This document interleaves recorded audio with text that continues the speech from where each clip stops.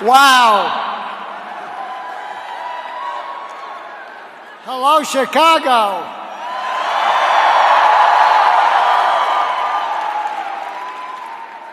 Hello, University of Chicago. In 1959, I came to Chicago as a student and landed at Midway Airport on a propeller plane. There was no O'Hare Airport, and I got off and stood on the tarmac. I lit a cigarette and vomited because I didn't smoke. They called me last night, and I said, "What do you want me for?" And they said, "Because you went to school with Bernie."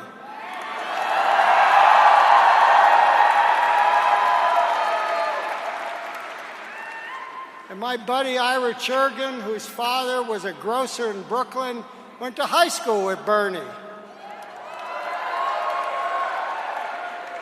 And in the summer, Ira went to look for an apartment, and he knew Bernie was coming to the University of Chicago, and he said, "Bernie," I'm on the phone, "Bernie, I found an apartment." And they got a big room and a little teeny room about the size of a bathroom. And Bernie says, "Great, I'm going to live with you, Ira." So Ira said, "Well, I'm going to flip a coin." And Ira flipped that coin, and Bernie got the little bitty room. But he didn't care. Bernie cared about bigger things than his own personal comfort.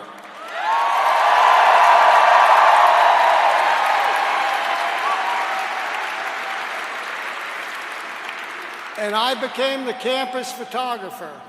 And I took pictures of everything, and the next year, a friend of mine, Bob McNamara, who was in CORE, the Congress of Racial Equality,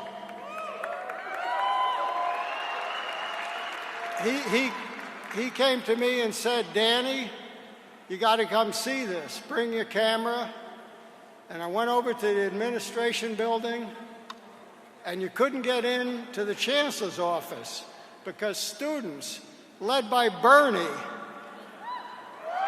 were sitting down and blocking the entrance to the chancellor of the University of Chicago.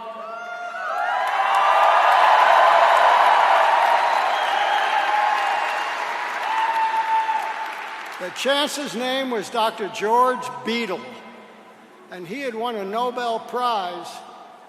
And they shut down his office because the University of Chicago discriminated in all the housing it owned all around Hyde Park in the house. And Bernie couldn't stand for it, and he led the students in that sit-in.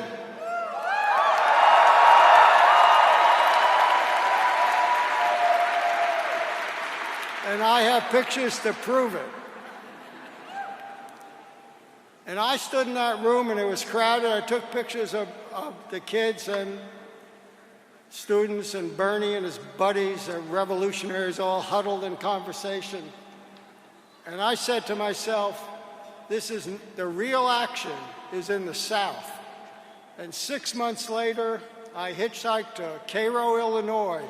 I was 20 years old, and I was about to make the greatest collection of pictures of the Southern Civil Rights Movement made by anybody.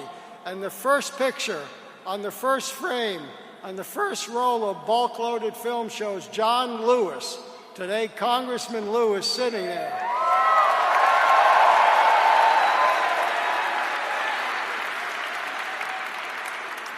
And John led a protest, and he kneeled down and prayed, and I took a picture, and we made a poster saying, "Come, let us build a new world together."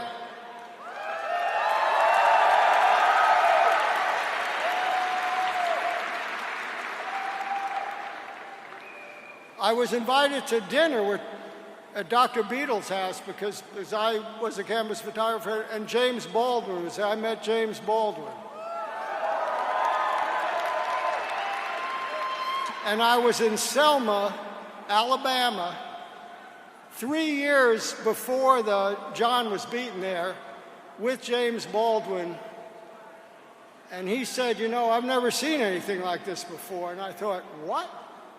James Baldwin, who was from Harlem, New York City, had never seen what was going on in the South, and he hadn't. So I became the SNCC photographer, and John said, go down south, and I went down to Albany, Georgia. I got arrested, and I was in jail with Dr. King.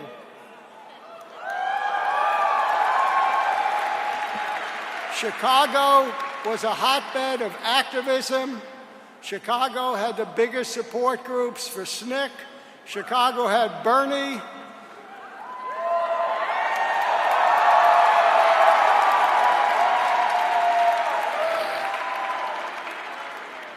I was a history student. History is written by the winners. History is what we think happened a long time ago. You know, when they did that sit-in, people didn't care. No one patted Bernie on the back. When John Lewis was in Cairo, no one cared. There was no press there. No one cared about these little demonstrations. But that demonstration that he led was the first sit-in to take place anywhere in the North. It took place in January of 1962.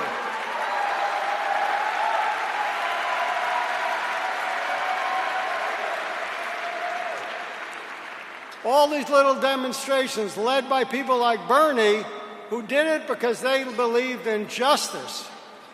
They believed in the idea, written by Thomas Jefferson of all people, that all men are created equal.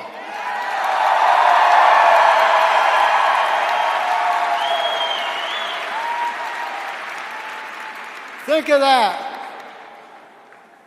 This strange man created an idea that we all believed in, that I believed in high school, and Bernie believed in, and we still believe in.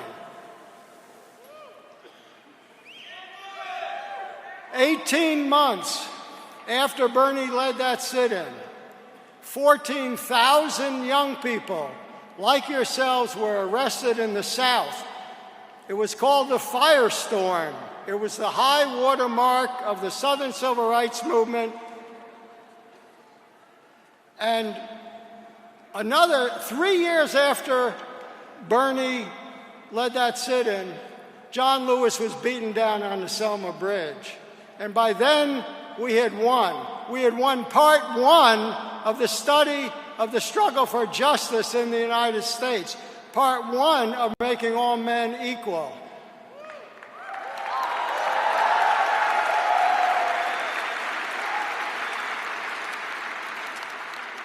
When I was young, if someone came up to me and said, you want to hear about World War I would have laughed. Young people don't want to know about history. Young people want to make history.